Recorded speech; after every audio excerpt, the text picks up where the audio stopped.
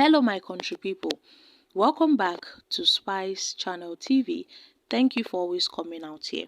If you're joining us for the first time, please kindly subscribe and don't forget to give us a thumbs up. Thank you. Now we have the ex-chairman of the Duse branch of the Nigerian Bar Association, Bello Galadi, and has urged the Inspector General of Police to apprehend and charge Ajero, the president of the Nigeria Labour Congress (NLC). Galadi alleges that Ajero, by instigating a nationwide strike, has caused distress to over 200 million Nigerians. In a statement provided to Vanguard, Galadi disapproves of the assault on Ajero, emphasizing that the Labour leader should have pursued legal avenues rather than opting for a strike action. He believes that the strike, deemed a form of self-help, has unnecessarily escalated tension and worsened the plight of the masses, warranting Ajero's arrest. Galadi condemns the assault on the NLC president in Owerri, Imo State, and had even called on the IGP to intensify efforts to apprehend, to instigate and prosecute the culprits.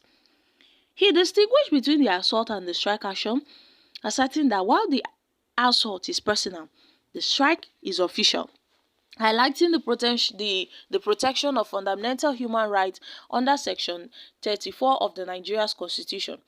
Galadi argues that Ajero should have pursued legal recourse instead of resorting to self-help. He deems it unwarranted to shut down the entire country, including schools, offices, businesses, courts, hospitals, just for personal interest of an individual. Galadi criticized the impact of the strike, noting that an incident in Imo State affected an innocent man from KB. He contends that punishing over 200 million Nigerians for the actions of a few individuals is unjust, and calls for the IGP to arrest, to investigate, and to prosecute Ajero for actions likely to cause a breach of public peace, aiming to deter future abuse of office by leaders. Now guys, Ajero really has suffered in the hands of the Imo State government.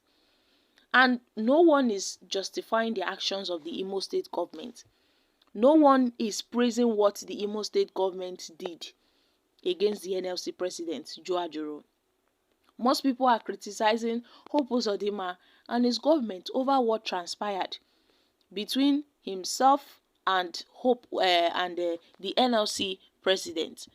But it got to a point whereby we got to see that this thing now led to a nationwide strike. We're thinking it was just something that they would resolve. It now led to a strike.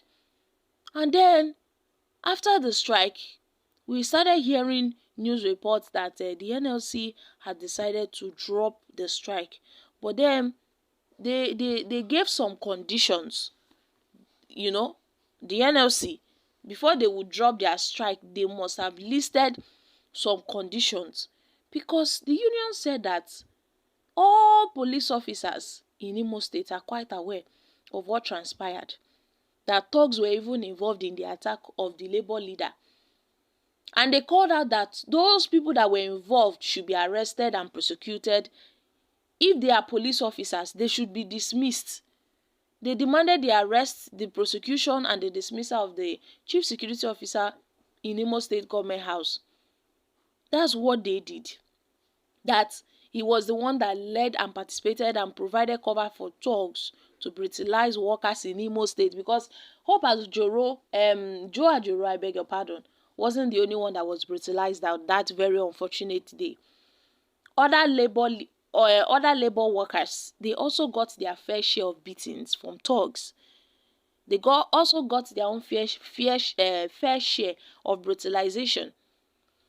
Another condition that was given by the Labour Union was to arrest, to prosecute, and the dismissal of an unnamed police area commander who was said to have supervised the brutalization of the NLC president and other workers in the state. They also said that those people must be investigated, must be prosecuted. They called that the commissioner for police of Imo State now should be investigated because of his alleged involvement in the assault of the NLC president, Ajero. So we know how the story played out, that the NLC, they called other affiliates, other unions, that's the ASU, the electricity, even hospitals, the judiciary, that's the courts, the Nigerian courts, they all went on this strike to protest the brutalization of the NLC president. So the major reason why the NLC declared a strike was to protest the brutalization of the NLC president. And that's what they are saying here, that the labor union wouldn't have done such a thing. They wouldn't have risked and played with 200 million Nigerians because of one simple act, one common act they want to use to pin down on 200 million Nigerians. That it was very, very unfair for the people of this country. So the ex-chairman of the JUSU branch of Nigerian Bar Association has now in turn urged the Inspector General of Police, the IGP, to apprehend and to charge Joe Ajero, the president of the NLC, because he instigated a nationwide strike that has really caused distress to over 200 million Nigerians, because the NLC president Joe Ajero was behind this strike.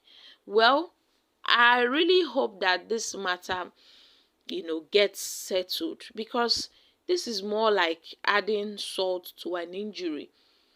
Joe Ajero was brutalized. Joe Ajero was, manhandled.